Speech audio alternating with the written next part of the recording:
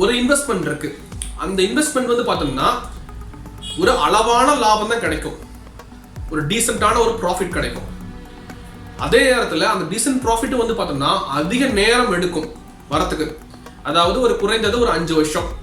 இந்த மாதிரி ஒரு இன்வெஸ்ட்மெண்ட்ஸ்லாம் வந்து பார்த்தோம்னா குறைந்த அபாயகரமானது அப்படின்னு சொல்லுவாங்க. அதாவது ரிஸ்க் கம்மியாக இருக்கும். ஒரு எக்ஸாம்பிளுக்கு வந்து பார்த்தோம்னா ஒரு போஸ்ட் ஆஃபீஸ், ஒரு பேங்க்ஸில் வந்து கொடுக்கக்கூடிய ஒரு ஸ்கீம்ஸ் இருக்கும் இல்லையா, ஒரு பிபிஎஃப், எஃப்டி, ஆர்டி, எஸ்எஸ்ஏ, அந்த ஸ்கீம்ஸ் எல்லாம் வந்து பார்த்தோம்னா நம்மள நிறைய பேருக்கு கண்டிப்பாக தெரிஞ்சிருக்காது, அவேர்னஸே கண்டிப்பாக இருக்காது.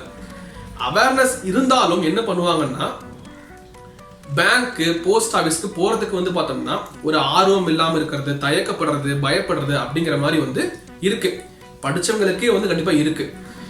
அப்படியும் வந்து போஸ்ட் ஆஃபீஸ்க்கோ பேங்க்ஸ்க்கோ வந்து அவங்க போயிட்டு அந்த மாதிரி ஸ்கீம்ஸ் ஓப்பன் பண்ணுறாங்கன்னா 1 மாசமா இருக்கலாம், ஒரு 3 மாசமா இருக்கலாம், 6 மாசமா இருக்கலாம், 1 வருஷமா இருக்கலாம். இந்த மாதிரி ஒரு குறிப்பிட்ட நேரத்துக்கு ஒரு டைம் வந்து பார்த்தோம்னா தொடர்ந்து அவங்க வந்து அந்த ஒரு ஸ்கீம்ஸ்ல, அந்த ஒரு இன்வெஸ்ட்மெண்ட்ல அவங்க வந்து பணத்தை இன்வெஸ்ட் பண்றதுக்கு அந்த ஒரு பழக்கத்தை அவங்க வந்து உருவாக்கவே கிடையாது.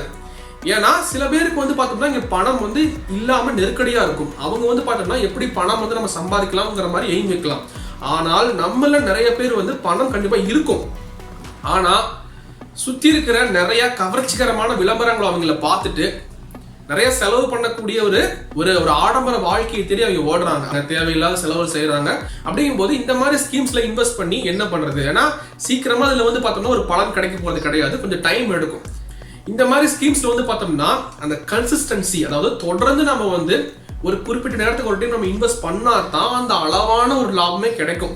இல்லைன்னா வந்து பணவீக்கம், அதாவது இன்ஃப்ளேஷன் அப்படின்னு சொல்லுவாங்க, அது வந்து இந்த மாதிரி ஸ்கீம்ஸ்ல வரக்கூடிய அந்த அளவான லாபத்தை பாதிக்கும். சிம்பிளா வந்து எந்த ஒரு நல்ல விஷயத்தையுமே வந்து நம்ம செய்யும் பொழுது நம்ம வந்து ஒரு குறிப்பிட்ட நேரத்துக்கு ஒரு டைம் திரும்ப திரும்ப நம்ம அதை செய்யணும். அப்பதான் நம்ம வந்து அந்த ஒரு செயல்ல நம்ம வந்து பெரிய ஒரு வெற்றியை காண முடியும். அதற்கு ஒரு முதலீடுங்கிறது, இன்வெஸ்ட்மெண்ட் அப்படிங்கிறது ஒரு விதிவிலக்கு அல்ல.